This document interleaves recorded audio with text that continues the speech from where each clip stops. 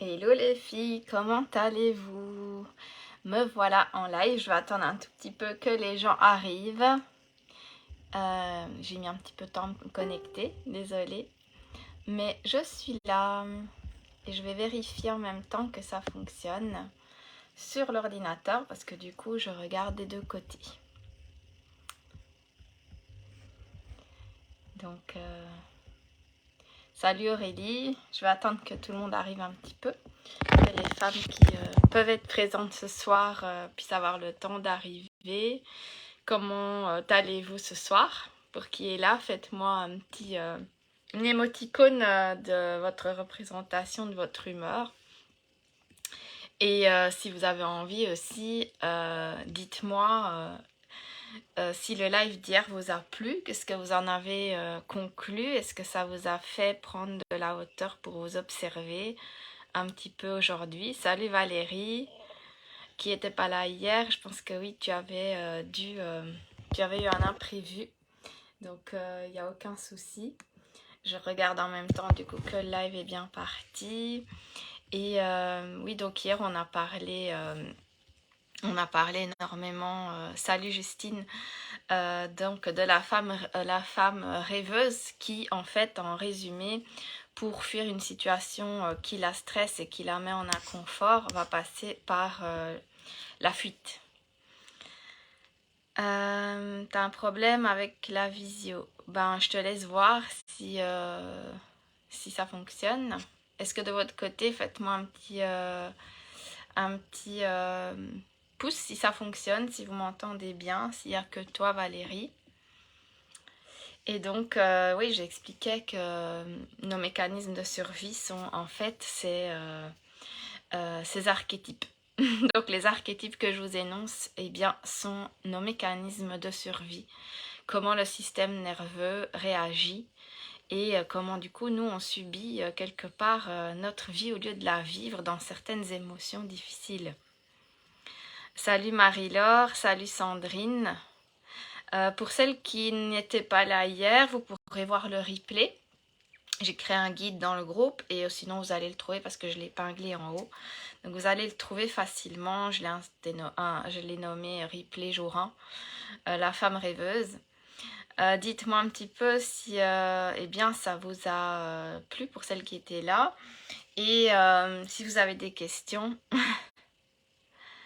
Toujours pas ta douce voix, Elisa. Tu n'entends pas? Ah, donc Geneviève dit j'entends bien. Dites-moi s'il n'y a que moi, s'il n'y a que toi Valérie qui n'entend pas ou si les autres vous entendez. Que je commence pas à parler dans le vide. Et ouais, dites-moi un petit peu votre humeur du jour. Et puis on va aussi se poser. Vu l'heure, c'est assez sympa aussi de faire ces moments, je trouve, le soir. Ça donne de la douceur à la journée. C'est parfait, ok. Bah du coup Valérie, je te laisse peut-être couper et revenir. Je te laisse fermer et revenir parce que apparemment les autres entendent. Voilà. Donc Justine dit que ça lui a plu. Salut Rachel, bah du coup Rachel connaît aussi la théorie polyvagale et donc pour Rachel et les personnes qui n'étaient pas là hier, en résumé, je parle des archétypes de personnalité, de nos mécanismes de survie que j'ai, comment je peux dire, j'ai fait un raccourci pédagogique. J'aime pas le mot vulgarisé, donc je préfère dire un raccourci pédagogique pour vous parler de ces états de survie qu'on a en nous, de nos différents états. Et donc je les ai nommés la femme rêveuse, la femme secrète et la femme guerrière. Et aujourd'hui, nous allons parler de la femme secrète. Salut Oli, comment vas-tu? Alors pour commencer, puisque je pense que là les gens sont arrivés et puis si les femmes Vénus reviennent en cours de route, eh bien nous aviserons. Hier j'ai dévoilé que la femme Vénus c'était le 4e archétype. C'est un secret que j'ai gardé jusque-là. Vous en entendrez parler de plus en plus, puisque La femme Vénus, c'est la femme qui est connectée à son nerf vague, qui est connectée à son corps. Le nerf vague, pour rappeler, c'est ce nerf qui traverse notre corps, qui va de la racine de notre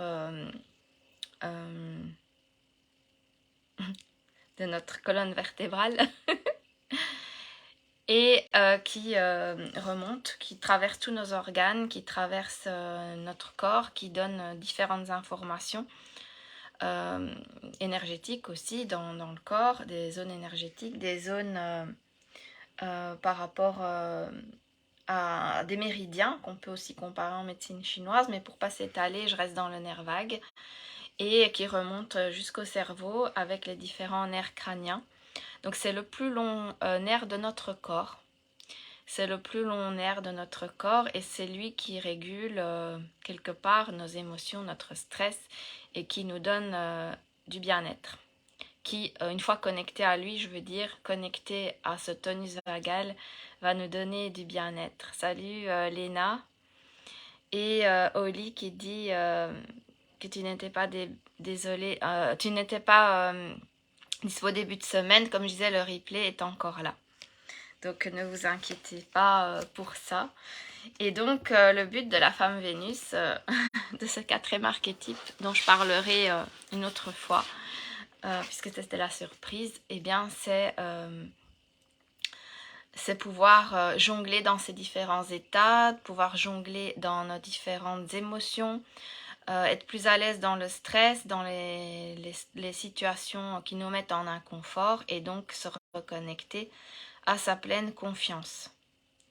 Donc voilà, c'est vraiment le tonus vagal qui va nous aider dans notre vie de tous les jours à se reconnecter aussi à nos souvenirs, à nos intuitions, à ce qui sont des moments de gratitude, des moments de fierté, des moments de joie, des moments où eh bien, on a juste pensé qu'à notre bonheur, parce que quand on est dans ce dernier archétype et donc dans le tonus vagal, on est simplement en sécurité et on est dans le moment présent, on ne pense pas à nos peurs, à nos doutes.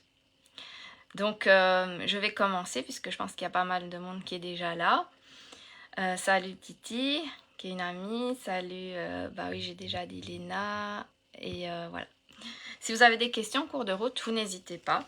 Déjà, la femme secrète, puisqu'on va commencer avec elle ce soir, je vais vous dévoiler un petit peu l'archétype de la femme secrète. La femme secrète, déjà en général, elle est plutôt timide et hypersensible.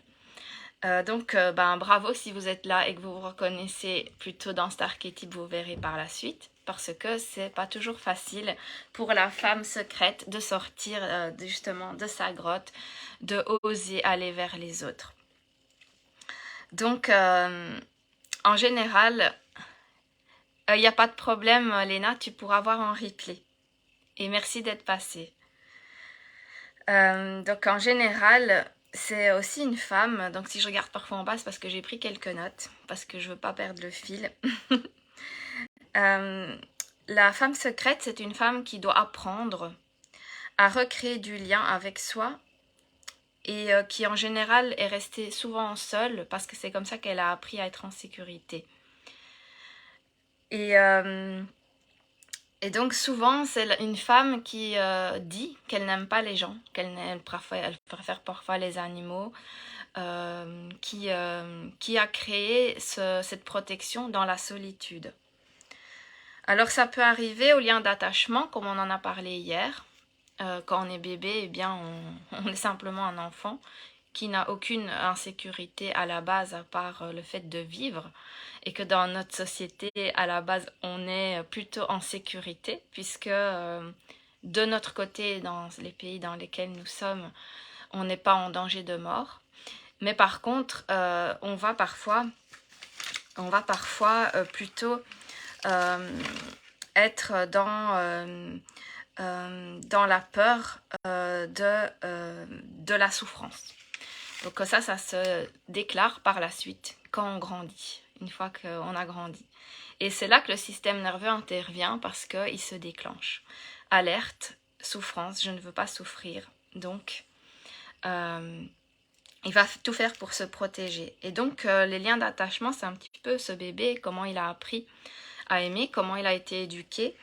Et on peut parfois retrouver dans les femmes secrètes des femmes qui ont souvent dans l'enfance appris à aimer dans la solitude, ou en tout cas où le lien d'attachement dans la famille faisait qu'on était souvent seul. Et donc le fait de se retrouver souvent seul enfant, l'enfant s'est développé en se disant ça c'est ma protection, c'est là que je suis en sécurité, c'est quand je suis seule. Et on va avoir tendance dans le futur à le reproduire. C'est là que justement on peut développer cette hypersensibilité, cette hyper-timidité et la peur d'aller vers les autres. Dites-moi si ça vous parle et si vous vous reconnaissez dedans, sachant que ce que je voulais vous expliquer, c'est qu'on va faire des boucles entre ces différents états, donc ces différents archétypes, la femme rêveuse qu'on a vue hier, la femme secrète aujourd'hui et la femme guerrière demain.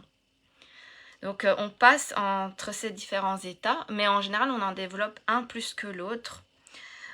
Pourquoi? Parce que c'est dans celui-là où on se sent le plus à l'aise pour être protégé. Donc je vous invite à regarder le live d'hier parce qu'il y a eu plus d'intros, plus d'infos. Mais comme je disais, moi mon but c'est vraiment de faire des raccourcis pédagogiques et que ce soit accessible, compréhensible pour tout le monde. Je n'ai pas envie de faire de la neurobiologie compliquée. Peut-on être hypersensible mais pas du tout timide? On peut parce que on peut s'être adapté d'une façon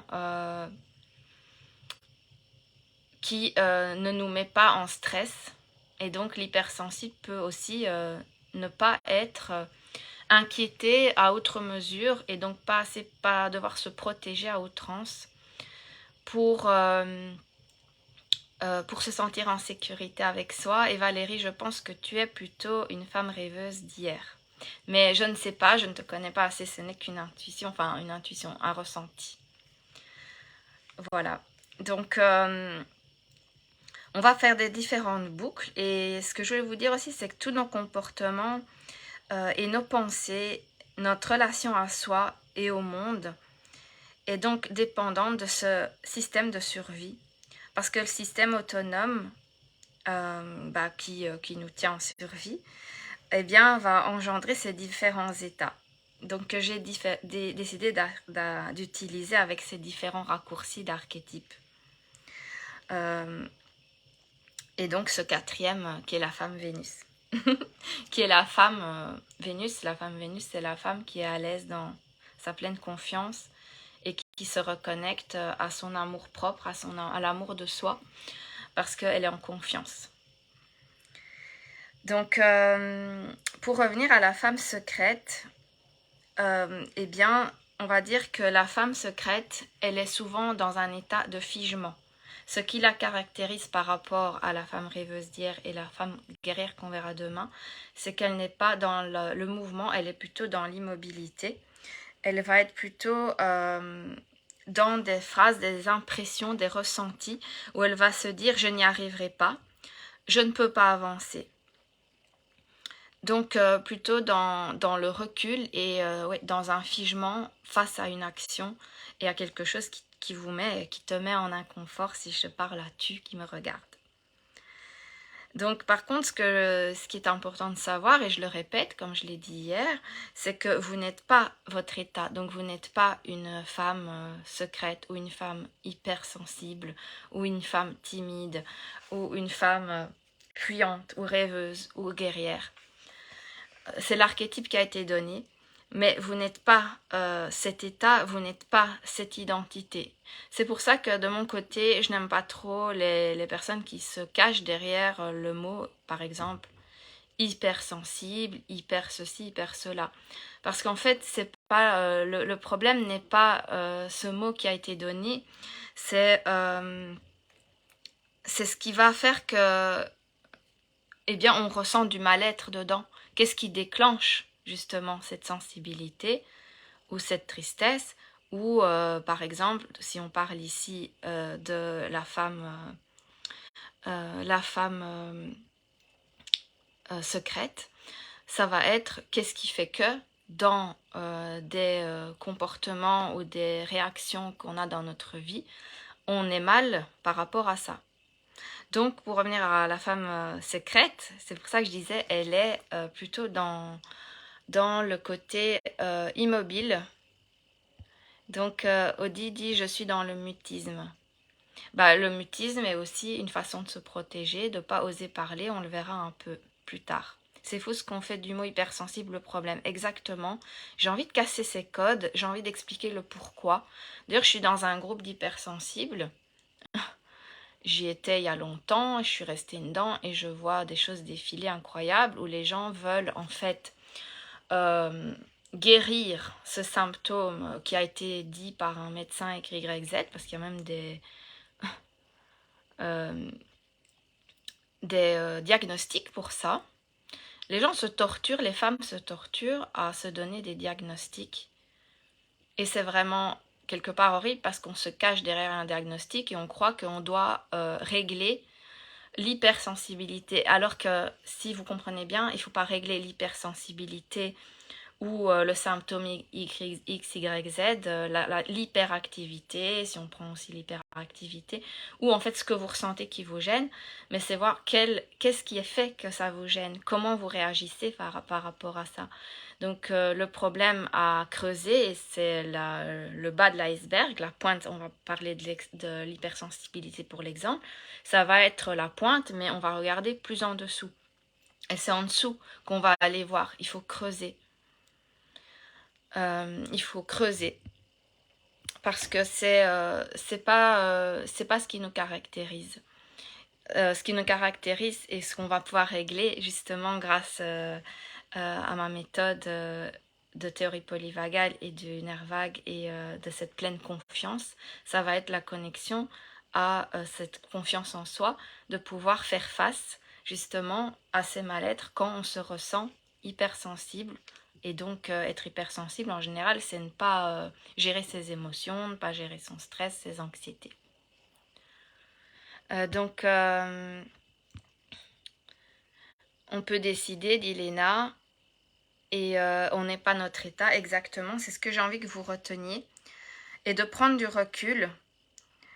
Donc de vous dire que c'est pas votre identité et de prendre du recul, parce que ce système nerveux, donc on va dire que ça va faire que c'est cet état qui se déclenche quand on est en insécurité. Et donc la femme secrète, qu'est-ce qu'elle va ressentir et qu'est-ce qu'elle va utiliser comme tactique pour se sentir moins en danger et moins dans la peur, moins dans le stress, moins dans des situations de danger dans les problèmes émotionnels ou dans les problèmes qu'on retrouve face à la vie en général. Eh bien, ça va être une tactique d'inhibition et d'immobilité. Pour la femme rêveuse d'hier, c'était plutôt la fuite, donc elle contournait. Ici, ça va être l'inhibition, elle va aussi procrastiner, ne pas passer à l'action et dire souvent, par exemple, je ne sais pas, je n'y arrive pas. Valérie dit, ma fille dit est hypersensible. Alors, on va dire qu'en général, on va vouloir se dire que on veut être heureuse. On peut être un peu de tout, oui, c'est ça. C'est ça, petit Sam, on peut être Titi, parce que je t'appelais Titi quand même. On peut être un peu de tout. C'est simplement qu'on va utiliser plus un mode de survie, plus un des moyens face à notre insécurité intérieure, nos peurs, comment on a été éduqué, comment on a appris à se dire attention danger, parce que bébé, par exemple, je vais prendre l'exemple de la migale, pour bien que ce soit facile à comprendre. Un bébé, si on lui met une migale sur lui, sur le corps, il va pas du tout avoir peur. Il va commencer à avoir peur, et donc ça c'est un exemple vraiment imagé, mais il va avoir peur de la réaction de ce qu'on lui a appris, que c'était dangereux. Attention, tu vas te faire mordre.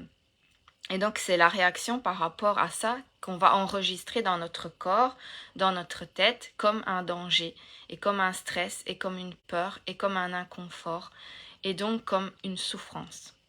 Et ce qu'on veut dans la vie, c'est éviter la souffrance. Oui, je suis d'accord parce que je compte le fait que si je ne connais pas un lieu en premier instant, c'est non, tu ne pourras pas, mais quand je fais face à cette peur, finalement, j'y arrive plutôt bien. Pareil pour les personnes. J'ai cet instinct de femme secrète, mais je vais au-delà de toute peur. Qui sont là que je vois. Vraiment magique tes vidéos. Merci beaucoup, ça me touche. Je crois que Titi aussi, parfois, tu as peur, tu m'en avais parlé, des nouveaux endroits, des endroits que tu connais pas. Alors Aurélie, c'est parce que ça s'entraîne. Donc c'est de nouveau cette capacité à pouvoir s'entraîner, à utiliser des ressources pour faire face, pour ne plus être dans l'insécurité face à ces nouveautés et cette sortie de zone de confort qui en fait n'est pas confortable. La zone de confort, c'est cette zone où on a appris à se dire que c'était bien d'être comme ça pour être en sécurité, dont ces différents archétypes dont je parle. Et vous me direz si ça vous parle, mais merci encore Aurélie, c'est un très bel exemple. Quand je connais pas, je me sens mal, ça peut aller jusqu'au vomissement. Ouais, parce que tu vois, carrément, t'en arrives à avoir des angoisses, des anxiétés qui sont enregistrées dans ton corps. C'est pour ça qu'avec ma méthode, on passe aussi bien sûr par la compréhension de soi qui est là. Eh bien le secret magique numéro 1, le secret, c'est ce que tout le monde devrait apprendre à faire, c'est apprendre à se connaître, à s'observer, on ne nous a pas appris. Et au-delà de ça, comprendre ce que notre corps, donc notre système nerveux, a enregistré, donc égal danger. Ce qu'il faut faire, et je vais en parler, c'est aller voir pourquoi et qu'est-ce qui s'est passé dans le passé. Si une fois, peut-être tu t'en rappelles ou tu t'en rappelles pas, parce que parfois c'est enregistré dans le subconscient, mais on a retenu cette équation dans le creux de nos cellules, dans notre corps, dans notre plus profond de nous, danger. Et donc, ton système nerveux, il est là pour te protéger. Et quand il se sent mal par rapport à ce nouvel endroit, si on prend cet exemple, eh bien, il va paniquer. Et donc, il va te protéger. Et ça peut en arriver à des symptômes physiques, de tremblements, des crises d'anxiété, des tremblements, du vomissement, une peur incontrôlable. Et donc, justement, pour la femme secrète, ça va être le figement. On va prendre l'exemple du lapin qui, devant un phare, eh bien, se fige et se fait écraser devant la voiture. Et donc, on parlait de ce bonheur. Donc, en général, nous, tout ce qu'on cherche, c'est pas la souffrance, c'est le bonheur. Et on voudrait simplement y arriver, sauf que c'est difficile de contourner ce figement quand on parle de cet état. Et donc, en général, le système nerveux, comme je disais, il n'est pas là pour vous rendre heureux, même si on le désire. Il est là pour vous protéger. Donc, tout ça vient j'allais dire du lapin à cause de toi, Titi, est là pour vous protéger. Et donc, vous mettre en sécurité. Et donc, s'il a estimé que cette tactique, eh bien, c'est la meilleure façon pour te tenir en sécurité, qu'est-ce qu'il va faire? Il va l'enregistrer, il va l'utiliser. Dans le futur, eh bien, on va utiliser tout ça. Donc, ce qu'il faut faire, c'est voir dans le passé qu'est-ce qui a fait que. Pour cela, on y arrive parfois en se reconnectant à des émotions. Et ça, c'est ce que je fais dans mes accompagnements aussi. Pour celles qui étaient là au live que j'ai fait en privé dans le salon, j'ai fait une méditation, on s'est reconnecté au moment de joie, de fierté, de gratitude, de bonheur. Et c'est comme ça qu'on contre et qu'on comprend aussi comment s'y reconnecter quand on veut et on peut déprogrammer tout ça. Donc je disais, s'il a estimé que cette tactique c'était la meilleure, pour la femme secrète, ça va être le figement et donc l'inhibition, de rester plutôt cloîtrée, se couper des gens, de rentrer dans sa grotte. Pour la femme rêveuse qu'on a vue hier, ça va être de fuir, de contourner. Et puis la femme guerrière qu'on verra demain, ça va être l'attaque. Si Sam dit, je pense savoir depuis quand je suis comme ça. Bah, on en parlera, Titi, si tu veux. Je suis heureuse que tu sois là parce que je sais que on en parle depuis quelques temps et que je sais que je peux t'aider et que voilà.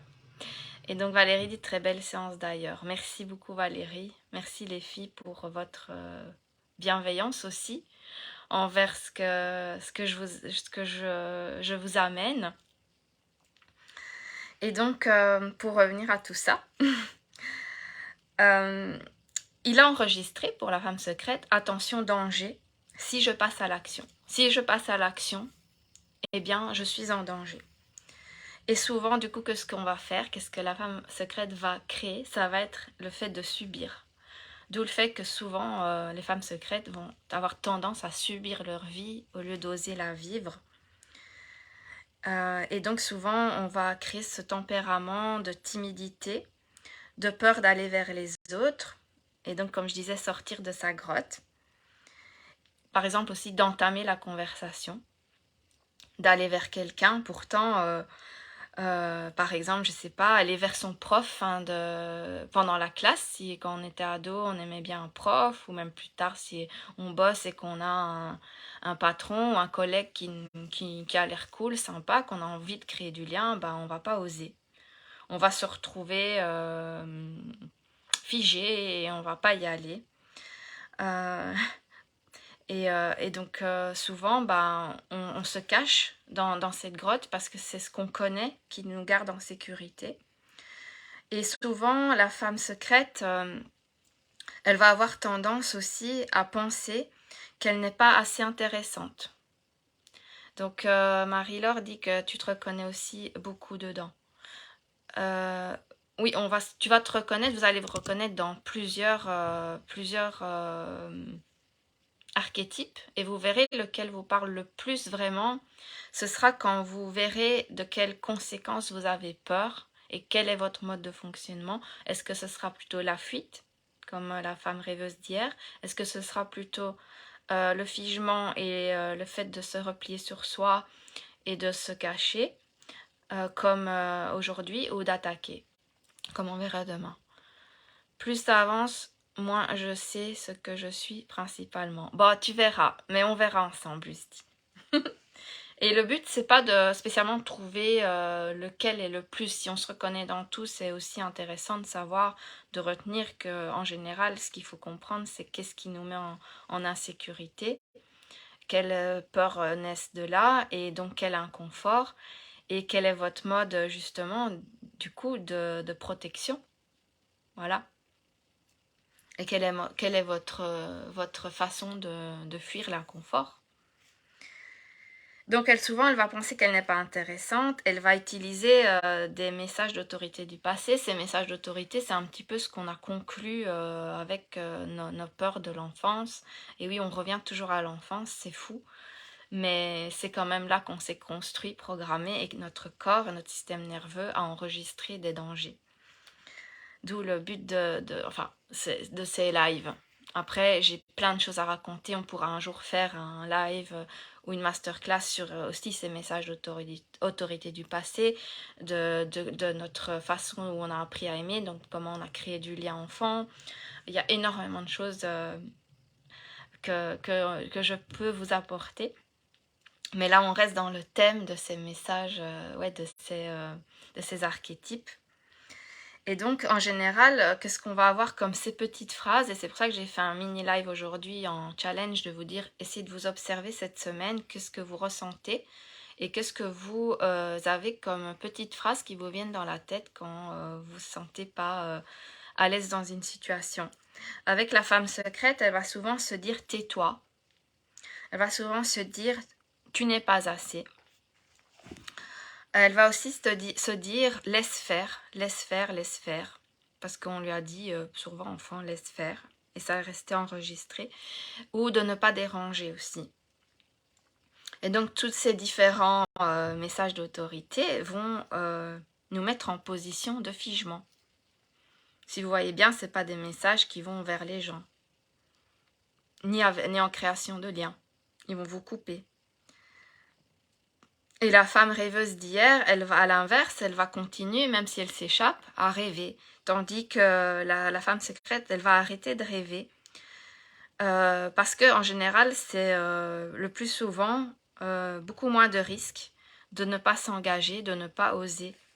De oser parce que on a peur et on a peur des conséquences.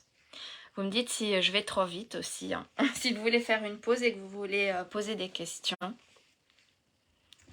je fais une pause, je bois.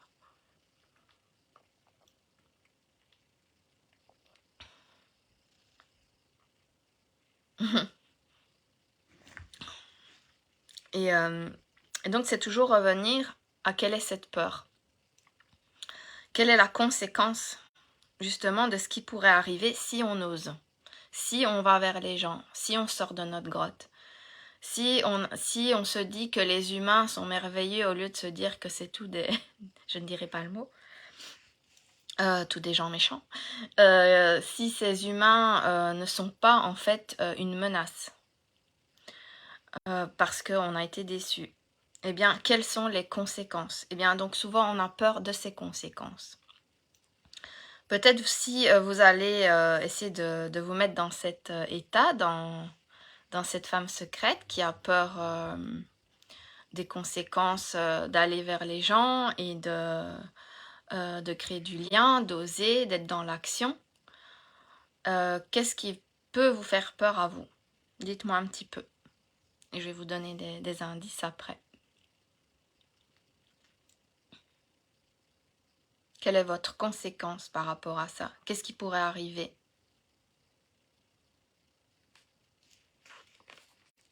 Vous me direz un petit peu.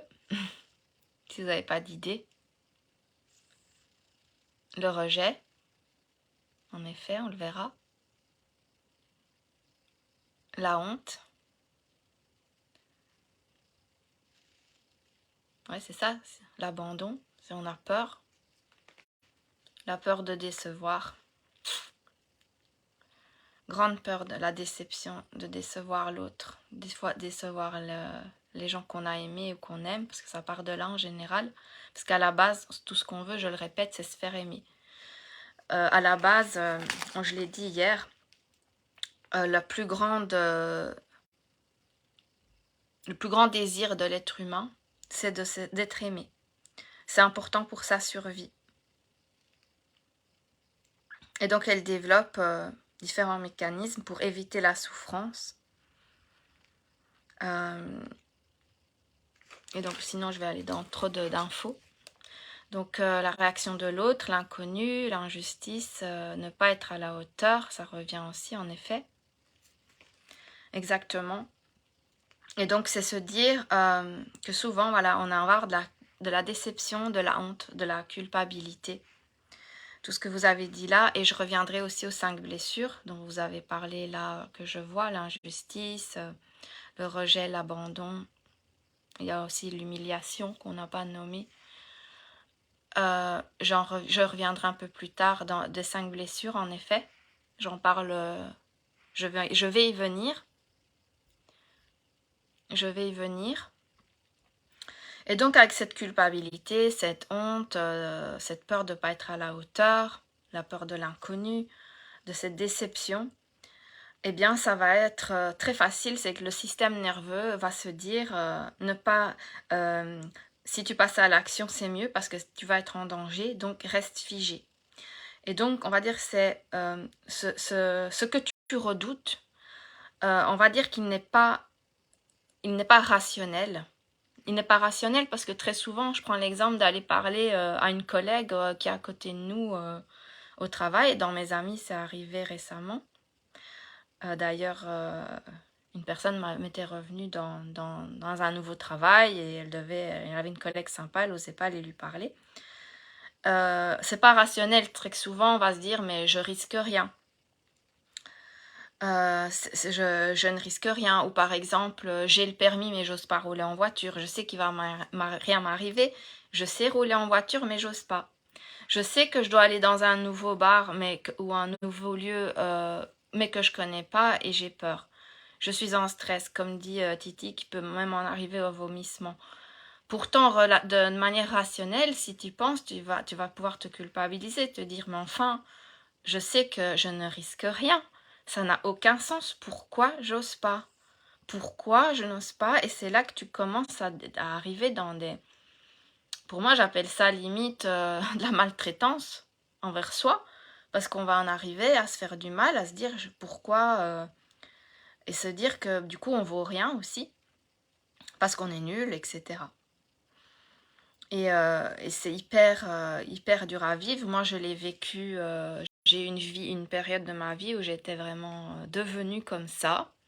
J'ai été conditionnée, mais je ne vais pas rentrer dans les détails. J'ai été dans une situation où je voulais quitter le compagnon avec qui j'étais. Et je devais juste lui parler, lui dire que c'était fini. Ça faisait très longtemps qu'on était ensemble, donc oui, j'avais peur de ses réactions. Je ne peux même pas vous dire exactement à l'époque ce dont j'avais peur, mais je n'y arrivais pas et je me maltraitais. Et les gens en plus me disaient, mais t'es... Parce qu'après c'est ça, c'est que les gens ils disent, on peut rien faire pour toi, c'est à toi de le faire, mais t'y arrives pas. Et, et en fait, ça a duré très longtemps. Aujourd'hui, si j'avais pu connaître tout ce que je connais aujourd'hui, appliquer justement tout ce que j'apprends dans les coachings et que j'ai appris moi-même, parce que bien sûr je l'ai vécu sur moi-même avant d'être accompagnatrice. J'ai fait ce chemin avec moi, j'ai testé ces méthodes. Et si j'avais su que j'avais des ressources et des outils pour pouvoir se reconnecter à soi, à ces moments de joie, de bonheur et de sécurité intérieure, eh bien, on va quasiment dire que tout est possible. Tout ce qu'on imagine est possible quand on est en sécurité avec soi.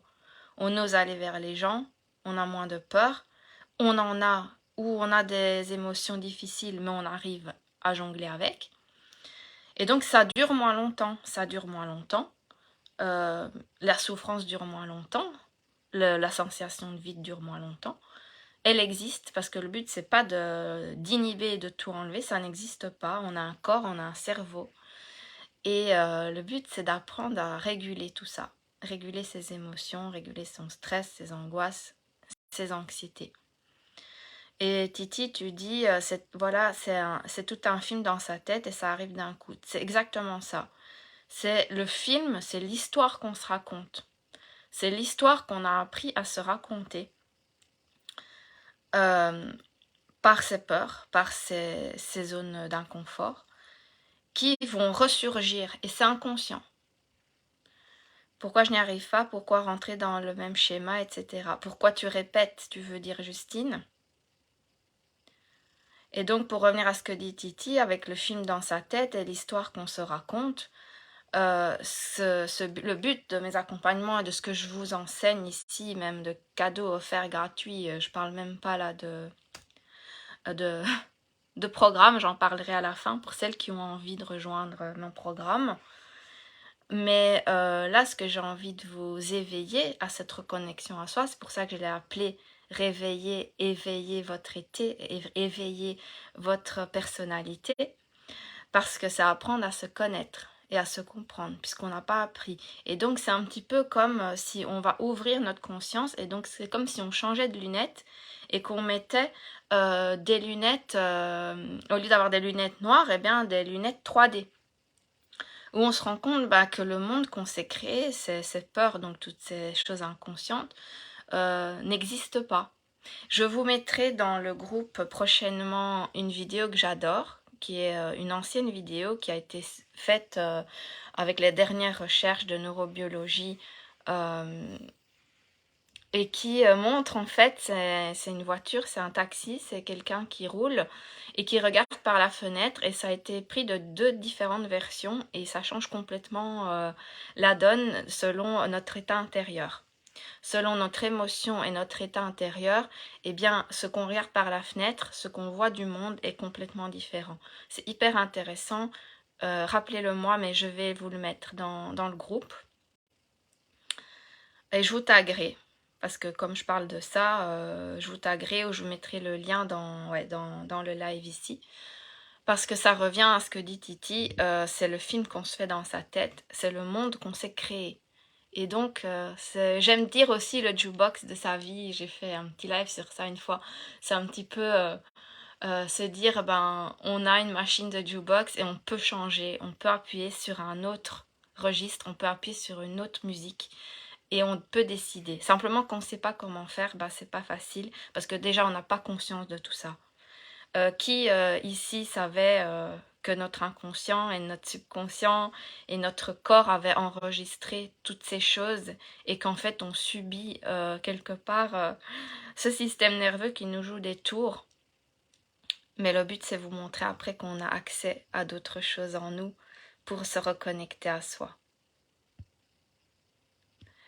Donc les schémas répétitifs, Justine, c'est simplement parce que comme tu as appris à être en sécurité là-dedans, bah tu le répètes.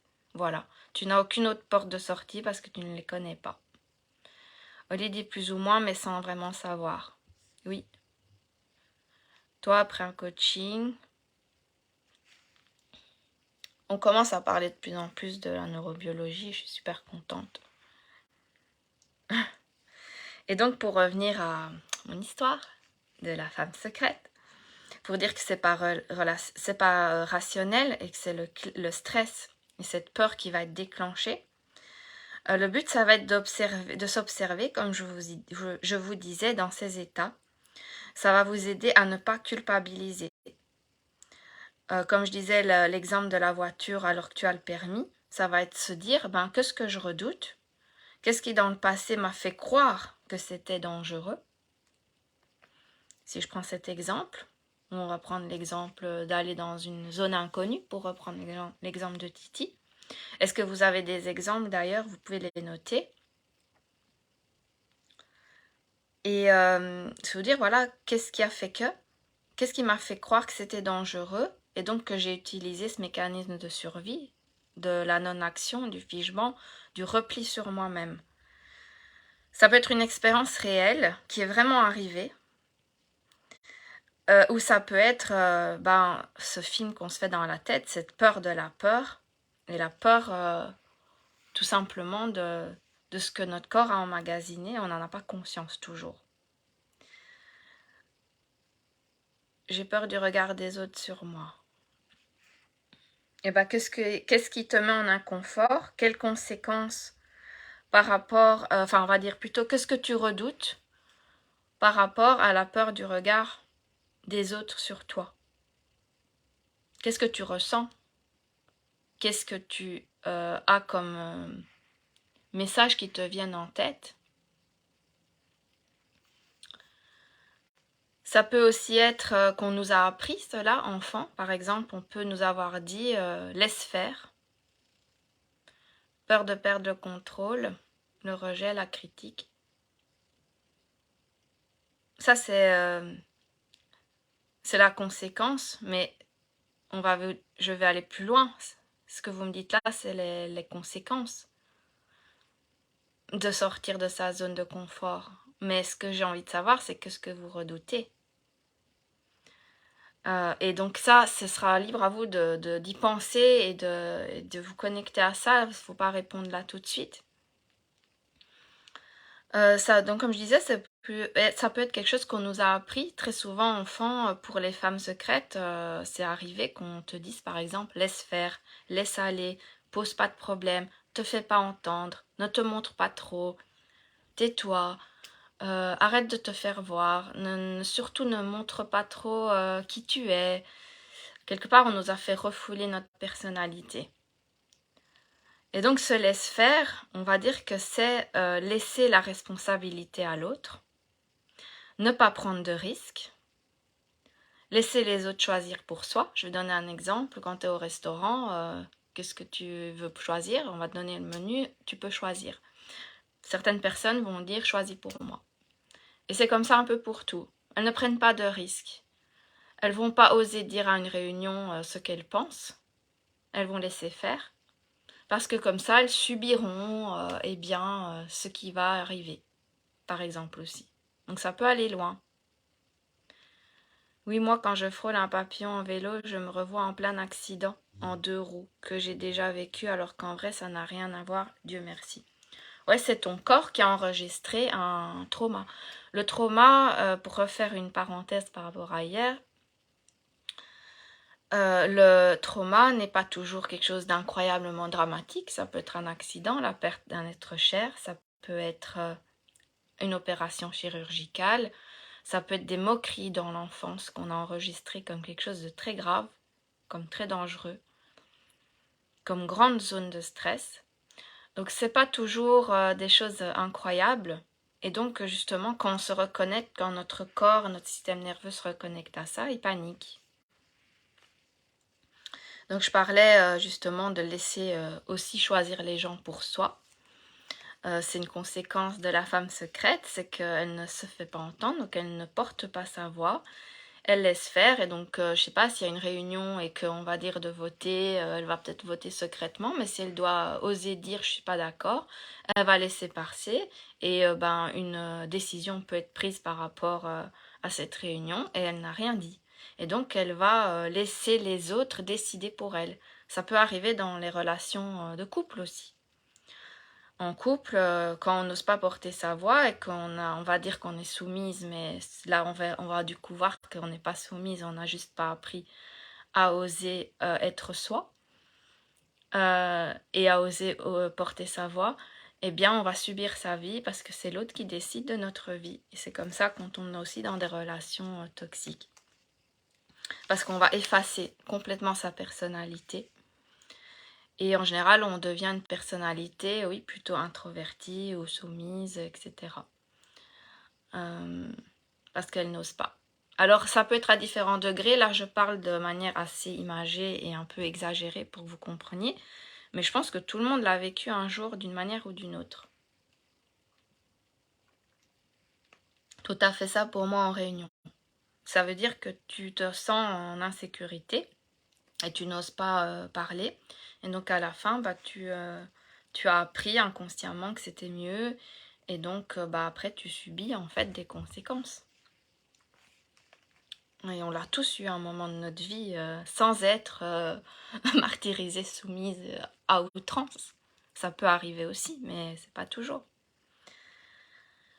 Donc on va revenir à l'idée de cette personnalité introvertie qui ne doit pas se faire remarquer, qui a appris à ne pas se faire remarquer chez les animaux dans le temps, donc parce qu'on a ce système nerveux qui est quand même descendant de manière archaïque des animaux, donc j'en ai pas parlé là, mais je pourrais faire la connexion par rapport aux animaux aussi. La femme rêveuse va plutôt être une sorte de gazelle qui va fuir, il y a des animaux qui fuient. Ici, pour la femme secrète, ça va plutôt être la souris, le lézard, le caméléon, tous ces animaux à sang froid qui, pour rester en vie, doivent se cacher. Et du coup, vous allez en arriver à ne pas poser de questions, ne pas se montrer, ne pas te mettre en valeur aussi. Et ça peut arriver jusqu'à là. Souvent aussi, on nous a appris à se rayer de plus grand nombre. Oui, à l'école aussi. Bon, je ne vais pas rentrer dans le détail du système scolaire, mais quand on dit d'être dans le rang, de regarder sa feuille et de ne pas copier sur le voisin, on ne nous apprend clairement pas à créer du lien. On nous a acconditionnés énormément à rester dans l'ombre, dans certaines éducations aussi. Hein. Dans certaines éducations, on nous a appris à ne pas faire de bruit. Parce que c'était mal, parce que une bonne personne, une brave fille doit être discrète, doit être humble, doit ne pas trop se faire voir. Et donc à la fin, c'est pour ça que je parle qu'on peut en arriver jusqu'à ne plus se mettre en valeur. Et donc penser, et là c'est là qu'on arrive un peu plus profondément aussi, à penser que tu as une mauvaise estime de toi. Tu vas te dire, tu vas culpabiliser en te disant j'ai une mauvaise estime de moi, alors qu'en fait ce n'est qu'une conséquence de cet état. Moi, je trouve ça assez grave. Mais ce qui est grave, c'est quand on en a conscience et qu'on le voit en plus autour de nous, que ce soit des amis ou des proches ou des gens, même des clientes. Parce que les gens vont venir m'appeler, ils vont me dire je vous appelle parce que j'ai une mauvaise estime de moi. Je suis quelqu'un qui n'a aucune valeur et ils vous appellent pour ça alors qu'en fait moi derrière je sais le processus et c'est ce que j'ai envie de vous inviter à faire, c'est de ne pas voir, comme je dis toujours, cette pointe de l'iceberg, mais d'aller voir plus loin. De ne pas vous laisser rentrer dans ce film, dans cette histoire que vous êtes racontée. Parce qu'en fait, ce n'est qu'une conséquence, par exemple, ce manque d'estime de soi. Tu vas croire que tu n'es pas belle, par exemple, alors qu'en fait, c'est pour éviter des situations qui te font souffrir. La peur du jugement, par exemple, parce que les autres, eh bien, vont te faire souffrir s'ils disent quelque chose en rapport à cette estime. Et donc, on va en arriver à être discrète, trop discrète et effacée, parfois.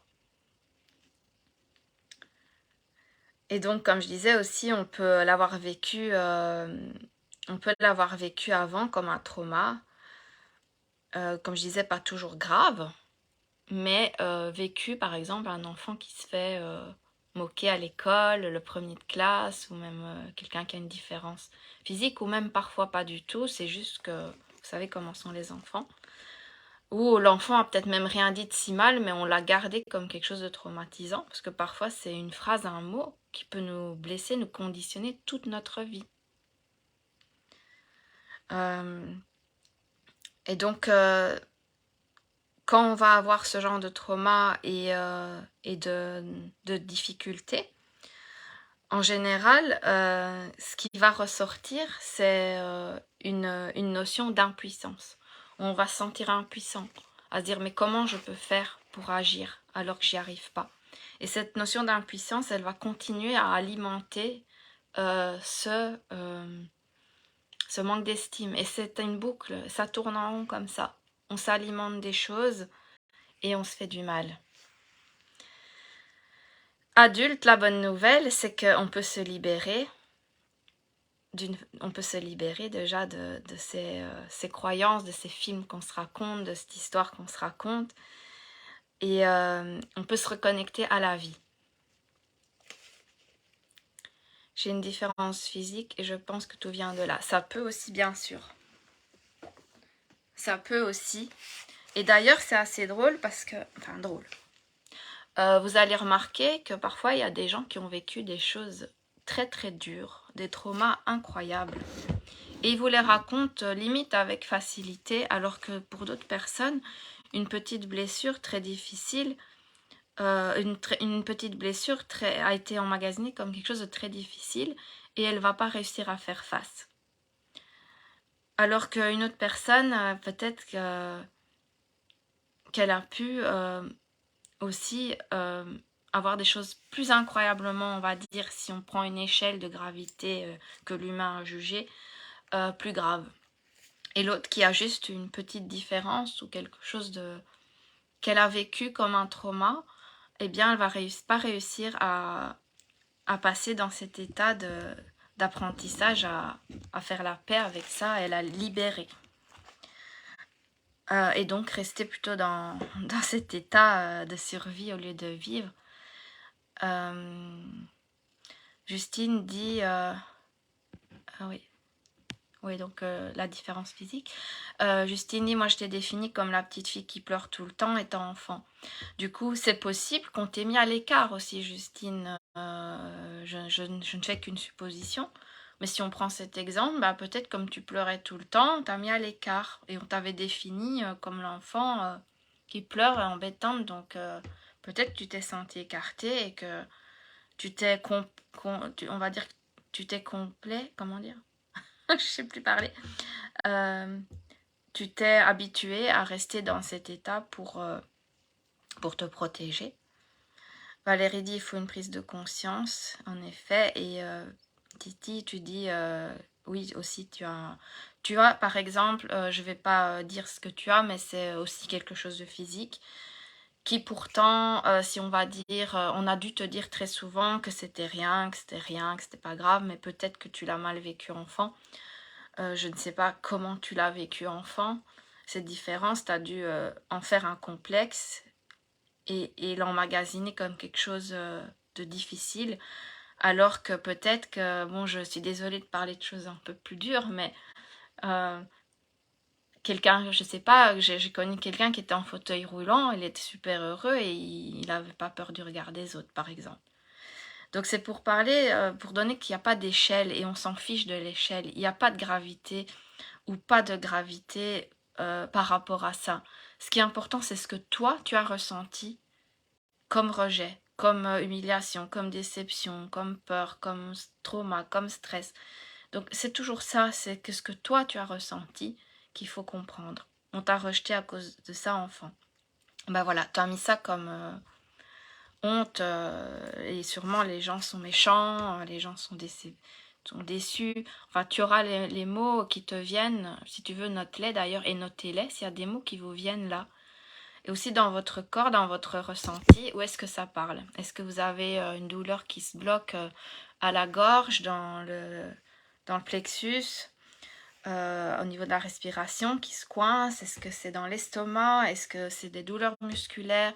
Est-ce que ça va être dans la tête qui se compresse? Essayez de vous connecter à ça un moment. Mise de côté, oui.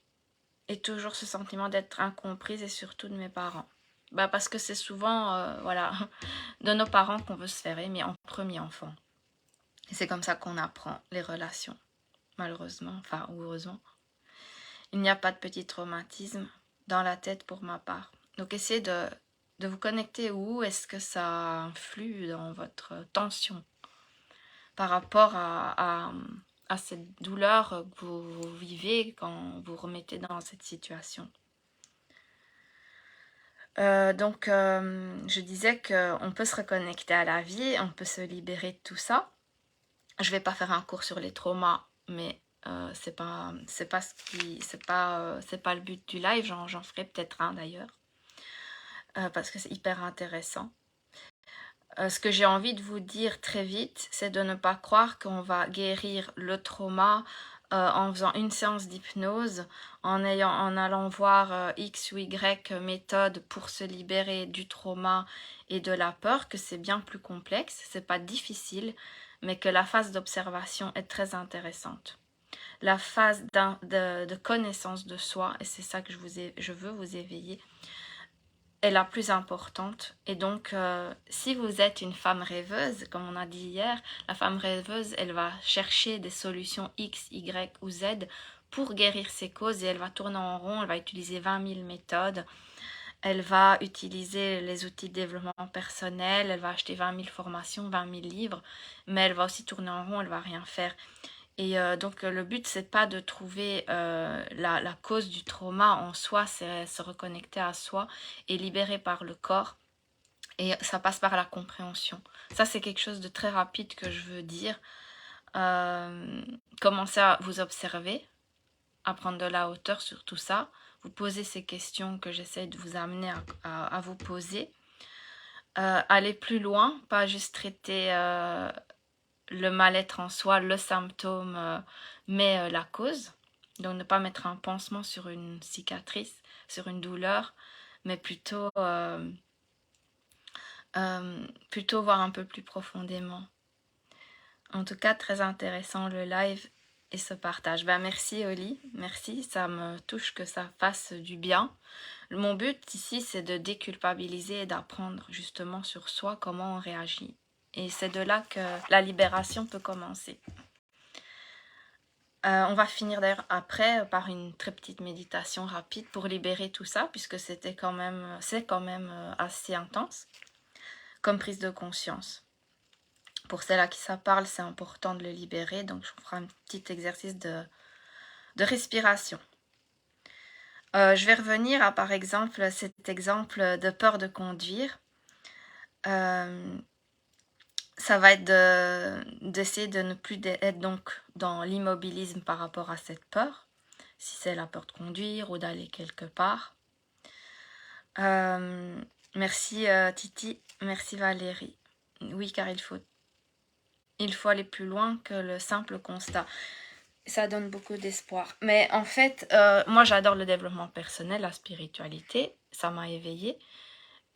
Et je n'ai rien contre, mais par contre, ce qui est embêtant parfois dans ces méthodes, c'est qu'on va vous donner des solutions X, Y, Z pour un symptôme. Donc, je vous libère de la dépendance affective, je vous libère de votre hypersensibilité, alors qu'en fait, c'est pas le problème, l'hypersensibilité, c'est le film qu'on s'est fait avec, c'est cette histoire qu'on s'est fait avec. Donc c'est ça que j'ai envie petit à petit. Et je répète beaucoup les mêmes choses, mais c'est parce que j'ai envie que ce mécanisme arrive en vous. Donc si je reprends cette peur voilà, de l'inconnu, d'aller dans un nouvel endroit pour Titi par exemple, ou cette peur de conduire que j'avais notée, ça va être de se défiger par le corps. Donc on va avoir des méthodes pour se détendre, des tensions dans le corps. Parce que ça passe par le corps et le corps est relié à notre cerveau. Mais c'est à 80% par le corps que les informations passent. Le cerveau n'a que 20%, donc c'est utopique de se dire que je vais contrôler avec mon cerveau en me disant je vais aller dans ce nouvel endroit et se forcer et être hyper, parfois même dur avec soi, alors qu'en fait notre corps il ne peut pas, il est figé. Il ne ressent pas la possibilité, il n'est pas capable. Il faut lui ouvrir cette possibilité-là par des méthodes de détente du corps. On va prendre même un exemple d'un massage. Après, on va aller pour voir dans les fascias. Les fascias, c'est ce qu'on a dans les muscles. Bon, je ne vais pas vous faire un cours sur les fascias, mais c'est, vous voyez, quand il y a du poulet, on voit la zone blanche dans le blanc de poulet, par exemple. Bah, ça, c'est le fascia, on a ça dans nos muscles. C'est aussi là que sont enregistrés nos traumatismes, nos tensions. On va avoir de la relaxation, de la méditation, de la cohérence cardiaque pour libérer par le corps. Ça peut être simplement aussi la danse, je vais vous donner un exemple concret après. Et donc, il va falloir libérer ce stress qui a été enregistré dans le passé par ce corps. Et là, j'en arrive à ces 5 blessures de l'âme qui ont été connues par Lise Bourbeau, qui sont le rejet, l'injustice, l'abandon, l'humiliation, et j'oublie toujours le 5e parce que je pense qu'il ne me parle pas. Si vous l'avez, vous me le notez. Parce que ces blessures-là ont été enregistrées dans notre corps. La fois que j'ai fait ça, à me dire j'y crois, j'y vais, au final j'ai vomi. Bah décidément, on vomit avec Titi. La détente du corps, c'est vraiment quelque chose qui m'intéresse, oui. Il y a plein de méthodes dans la neurobiologie, dans ce que j'apprends. Est-ce que je fais en accompagnement? Est-ce que je vais vous éveiller même en contenu offert gratuit ici dans le groupe? Ça va être de ce pourquoi c'est important, par exemple, de faire de la cohérence cardiaque. Même 5 minutes par jour, c'est parce que ça régule notre système nerveux. 5 minutes de cohérence cardiaque régule notre système nerveux pendant 4 heures. Alors ça a l'air de rien, mais pendant 4 heures, sauf si vous avez un point de rupture, comme on appelle ça, c'est-à-dire, je ne sais pas, vous êtes bien et puis votre patron vous appelle, vous apprend une mauvaise nouvelle, vous assistez à un accident, ou il y a un bruit sourdissant qui vous fait peur, ça va recouper le système nerveux, mais que 5 minutes de cohérence cardiaque pour les périodes où on devrait le faire tous les jours. Mais si vous avez des moments où vous êtes plus anxieuse que d'autres, plus dans une peur par rapport à une émotion, justement à devoir affronter notre patron si on a peur, notre mari, j'en sais rien, notre fils, notre enfant, notre parent aussi. Moi, je l'ai eu récemment avec mon papa qui est malade. J'ai commencé à me préparer psychologiquement à aller le voir. Tout le temps de la durée du trajet, du train, je savais que j'approchais. Et donc ça, c'est des techniques que je fais en accompagnement privé parce que je mets en situation la personne pour libérer. Ça s'appelle la pendulation, c'est réussir à aller d'un état à l'autre pour vivre quelque part cette insécurité petit à petit, pouvoir se l'imaginer, la rentrer dans notre subconscient, dans notre corps, pour pouvoir l'affronter quand elle arrive. Et moi, pendant tout ce temps-là du train, j'ai fait de la respiration par des méthodes que j'ai appris, mais ça peut être la simple respiration, 5 secondes, respirer, et 5 secondes, expirer. On fera peut-être ça à la fin d'ailleurs, si vous voulez. Rejet, abandon, humiliation, trahison. Trahison que j'ai oublié. C'était le trahison. Ouais, la trahison, je l'ai tellement pas vécue. Pas beaucoup. Que je l'oublie toujours. Donc, ces différentes méthodes vont pouvoir libérer, du coup, ces émotions, cette programmation interne qui est passée dans le corps. Et donc, je parlais des 5 blessures. Il y a des choses faciles à faire aussi, et c'est tout simple, et ça c'est plutôt sympa. Ça va aussi de se dire, ok, je vais m'imaginer dans cette situation, je dois aller parler par exemple à mon patron, ou je dois aller dans un nouvel endroit et j'ai peur. Comme disait, c'était Oli qui disait, quand tu as dû te forcer, tu as vomi aussi. Parce que tu forçais quelque chose que ton corps n'était pas prêt à faire. C'est pour ça que c'est dangereux, dangereux. Il faut faire attention à comment on est suivi pour des traumas, parce qu'il y a aussi dans le développement personnel toute une gamme de coachs un peu bruts, moi je les appelle bruts et agressifs, parce qu'ils vont vous dire, fais ça, passe à l'action, bouge, vas-y, il faut faire 21 jours la même action si tu veux arriver à un résultat. La peur de l'inconnu, c'est en la franchissant que tu y arrives. En fait, ça te déculpabilise et tu te sens, désolé du terme, mais comme une merde après, parce que tu n'as juste pas réussi. Et en fait, ça te dégoûte. Et qu'est-ce que ça fait? Ça fait une boucle selon notre état. Là, on va prendre de la femme secrète, on va revenir dans notre grotte. On va revenir dans notre grotte parce que c'est là qu'on est en sécurité. Les gens sont méchants, je ne suis nulle, je ne suis pas assez, je ne vaux rien. Et tous ces messages d'autorité et de ce manque d'estime de soi. Donc il faut faire vraiment attention. Donc je disais que c'est par le corps qu'on libère et quand il n'est pas prêt, c'est difficile. Donc il va falloir se mettre en situation par cette image de reconnexion à ce moment qui est difficile, y aller petit à petit. Moi, je travaille avec aussi la méthode de la bulle, se dire qu'on est en protection dans la bulle pour y arriver. Quand on y arrive et que c'est difficile, on revient un peu en arrière, on y retourne. Donc tout ça, c'est par une connexion à l'image et se remettre en situation. Qu'on peut te le faire soi-même, mais sans arriver carrément à cet exercice qui peut être plus complexe quand on n'a pas l'habitude. Ça peut simplement y arriver à se mettre en situation de ce moment et se mettre en mouvement par de la musique, par de la danse, par le sport, par de la natation, par ce qui vous fait du bien, mais passer par le corps, le yoga, peu importe. Parce qu'en fait, on va créer une nouvelle expérience dans le corps et on va le reprogrammer à se dire ce n'est pas dangereux, tu ne dois pas être en immobilité et figé pour passer pour te sentir en sécurité. Tu vas pouvoir te mettre en mouvement. Et en fait, ça reprogramme inconsciemment notre subconscient, notre système nerveux à se remettre dans un état plus joyeux, plus de sécurité. Et donc sortir de ces petits chocs traumatiques. Aussi de redouter le comportement agressif des autres. Très souvent, la femme secrète, en fait, ça la fatigue de ressentir la relation de l'expérience du stress, de la négativité des autres, et c'est comme ça qu'elle se renferme et qu'elle se fige. Donc l'entraînement de cette tonus vagale, comme je vous ai dit, qui est ce bien-être qu'on a accès à tout moment dans notre corps. C'est pour ça que je marche beaucoup en plus des méditations. Oui, tu peux méditer en marchant aussi, d'ailleurs.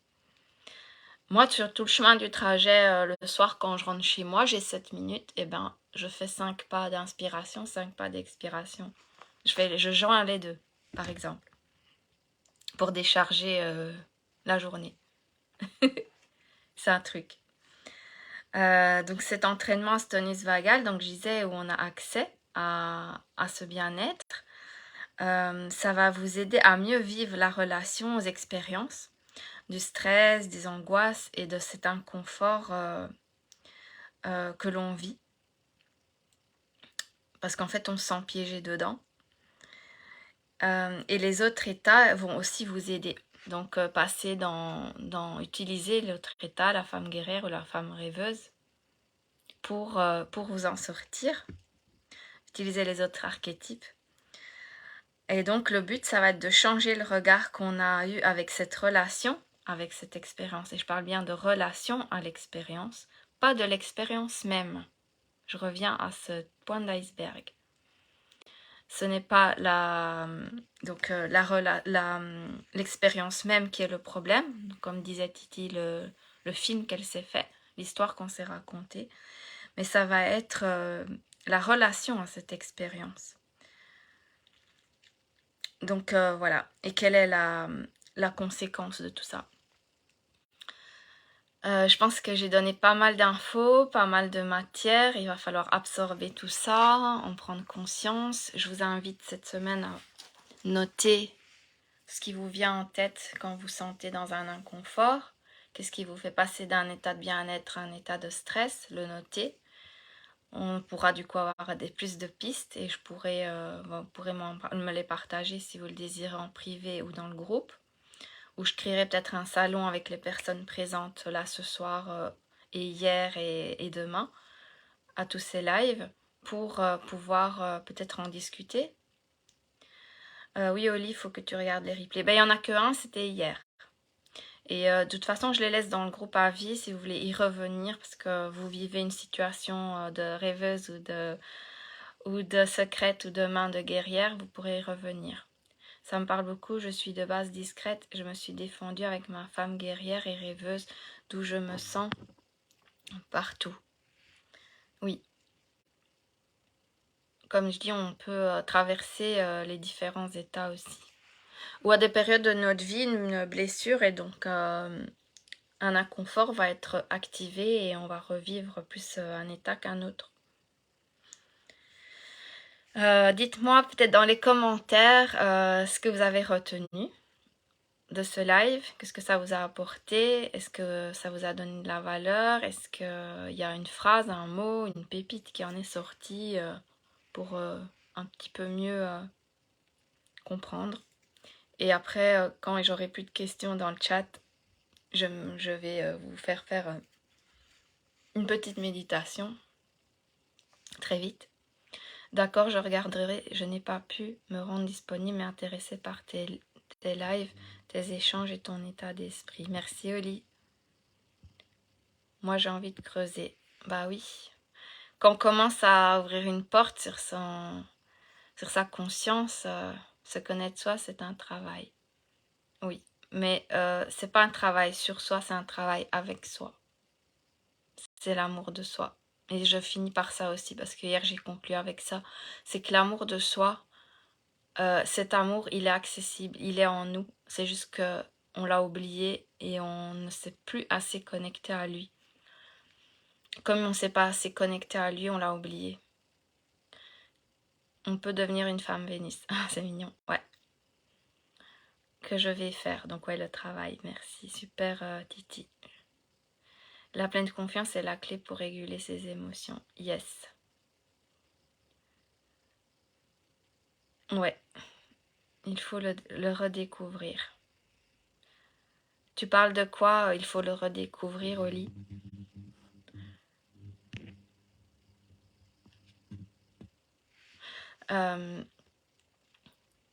Ouais, il faut redécouvrir cet amour de soi, c'est ça. Se reconnecter et donc cet état ventral que j'ai appelé femme Vénus, puisque ça commençait aussi par un V, je me suis dit waouh.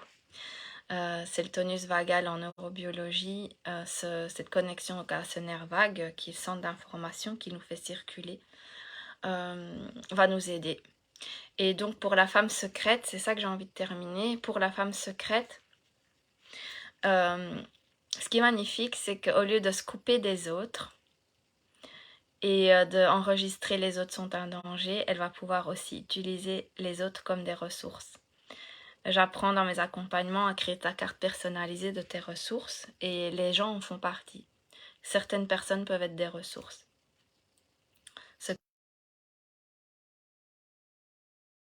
Mais un cadeau qu'on a le droit et je dirais même l'obligeance de s'offrir. D'où le fait que moi j'ai parlé de ce mariage avec soi-même. Le mariage avec soi-même était un rituel de passage à l'acte pour libérer aussi. Donc c'est pour ça que j'adore les rituels. Parce que dans les rituels, on passe à l'acte et on libère. Ce mariage avec soi-même que j'offre aussi dans les accompagnements, c'est cette reconnexion à soi et ce réveil à soi, cet éveil à soi. La femme qui va découvrir les neurosciences avec Joe Dispenza était médium, elle m'avait dit que je venais de Vénus. Ah bon? Je ne comprenais pas ce qu'elle voulait dire à l'époque. Alors il faut savoir que la femme Vénus, c'est pas quelque chose de vraiment connu, c'est moi qui l'ai inventé. Alors je sais pas pourquoi elle t'a dit ça, peut-être que dans la planète Vénus, il y a... La planète Vénus, en général, elle est la connexion à l'amour. Mais je m'y connais pas beaucoup en astrologie, c'est pas ma tasse de thé parce que j'aime pas catégoriser, justement. J'aime pas mettre les choses et les gens dans des cases, et pour moi, l'astrologie, elle met dans des cases. Et donc, elle enferme. Et donc, pour moi, elle va contre sa liberté d'être. Donc voilà, je prends tous les outils qui sont intéressants, mais je ne peux pas enfermer les gens dans les cases. Et donc oui, je sais pas pourquoi elle t'a dit ça, mais en tout cas c'est intéressant. Et Joe Dispenza, c'est lui qui a parlé de la neuroscience. Alors dernière parenthèse et après on fera la méditation. C'est que la neuroscience va parler que du cerveau et pas du corps, et que moi dans la neurobiologie, je préfère la neurobiologie parce que la neurobiologie est surtout l'étude du nerf vague et donc de mon accompagnement de la pleine confiance, puisque le nerf vague c'est ce lien, c'est ce nerf qui crée le lien entre nos organes, notre corps, et donc il est appelé le nerf du lien en médecine. Et donc je trouve ça beau parce que le nerf du lien veut dire qu'on connecte notre corps et notre cerveau, alors qu'en neurobiologie, en neurosciences, pardon, on va parler beaucoup plus du cerveau, de l'hémisphère gauche-droite, qui en plus avec les dernières recherches, on sait que c'est même plus comme ça. Et il a un peu, voilà. Mais tout est magnifique à prendre quand on connaît, quand on s'observe. Le corps est important, tu as raison, tu vas plus loin. Bah, c'est parce que c'est par le corps qu'on a emmagasiné des souffrances, et qu'avec le cerveau, on ne peut pas tout contrôler. Et les dernières recherches eh bien, le démontrent. Donc voilà, c'est pour ça que j'ai mal dans tout mon corps. Quand je suis stressée, je sens que je suis bloquée à tel endroit ou à autre. Est-ce normal? Alors oui, bien sûr, parce que notre corps, c'est notre machine qui a des blocages et ils se mettent à certains endroits. Pour ça, il y a des livres aussi sur la métamédecine. Je ferais peut-être intervenir un ami à moi qui est spécialisé dans la métamédecine, pourquoi pas un jour aussi. Parce que on a identifié, et ça aussi en médecine chinoise, on a identifié pas mal de zones de stress. Moi j'ai acheté ça, si vous voulez voir, c'est l'encyclopédie de l'anatomie et de l'énergétique. Ça parle de tous les méridiens qu'on a dans le corps, pas seulement des zones énergétiques des chakras, mais vraiment de tous les méridiens. Bon, là on le voit pas bien, mais il y a le nerf vague qui est aussi au milieu ici, qui est mal dessiné. Le corps par rapport aux mots est complètement connecté. C'est notre centre d'information, c'est notre corps. Donc voilà, c'est la parenthèse. Je vais vous laisser du coup, je vais voir si je trouve une petite musique. Mais j'ai peur que Facebook bloque le live, donc je ne vais pas mettre de musique. Je vais vous laisser vous reconnecter à vous. Je vais vous laisser prendre un petit moment pour vous. Vous dire merci d'avoir pris ce temps pour vous. Dites-vous merci et de la gratitude. Mettez votre main sur le cœur. De dire que vous êtes reconnecté à vous aujourd'hui en écoutant ces informations. Vous avez été vu et entendu par votre corps, par votre cerveau, par tout ce qui en est sorti, des émotions, des mots, des phrases, des sensations, peut-être des odeurs, peut-être des ressentis, des bruits. Tout ça est normal. Votre corps et votre cœur parlent. Remerciez-vous, faites-vous un beau sourire. Vous pouvez aussi vous promettre que vous serez à l'écoute aujourd'hui de ces différents archétypes, de ces différents états.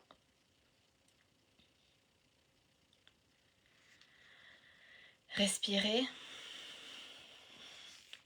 Si vous avez besoin, vous pouvez aussi bouger un petit peu votre nuque, vos bras.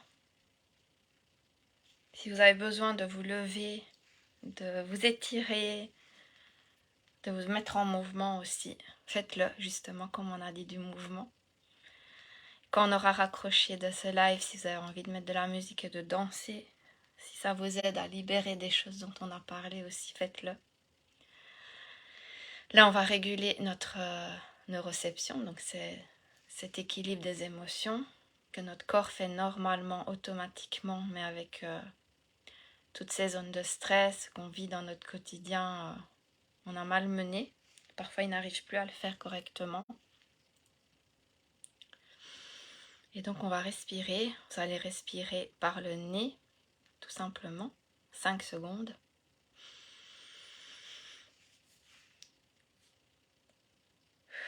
Et expirer 5 secondes en relâchant.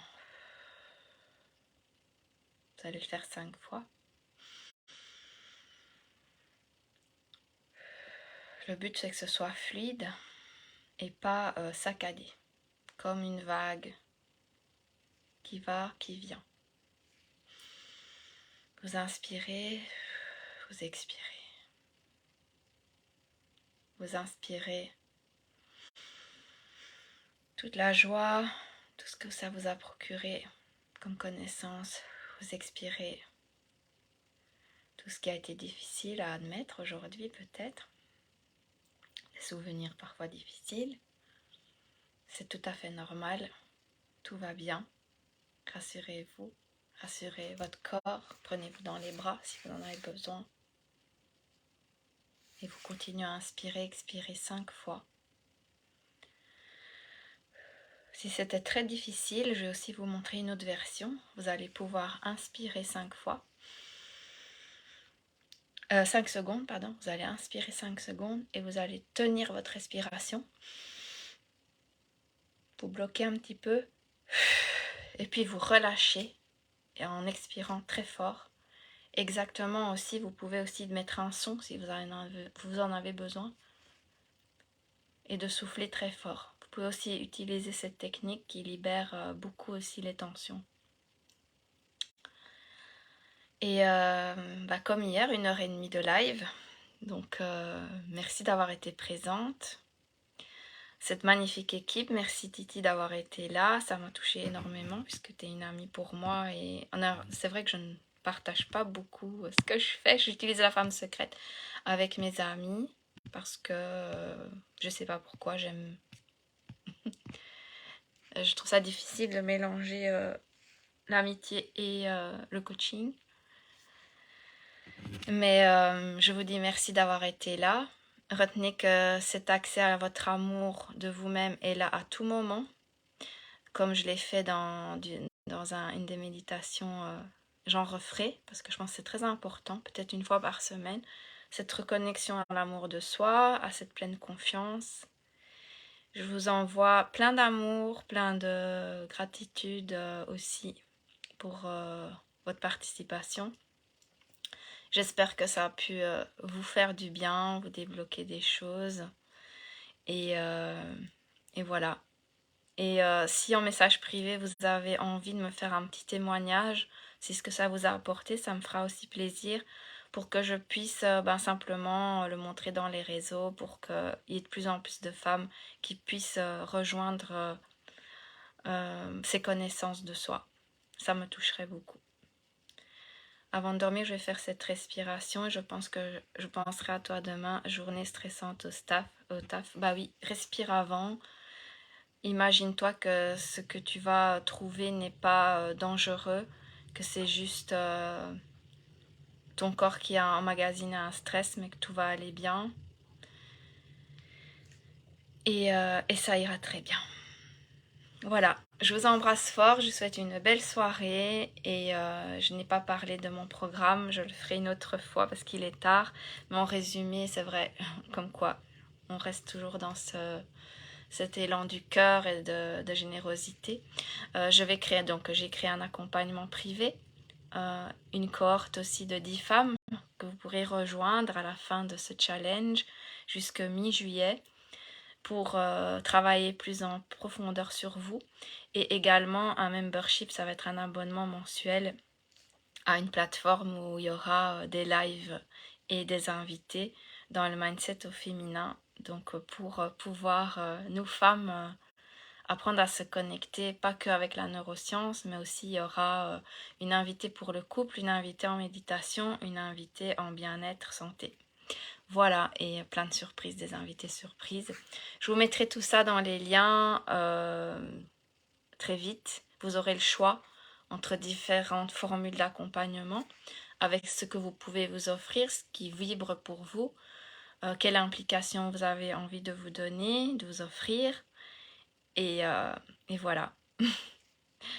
Je donnerai plus d'informations à celles qui en ont envie et j'en reparlerai demain et les prochains jours jusqu'au 14 juillet dans le groupe. Et voilà, je vous embrasse, c'est la bonne. Je vous embrasse fort, à très bientôt.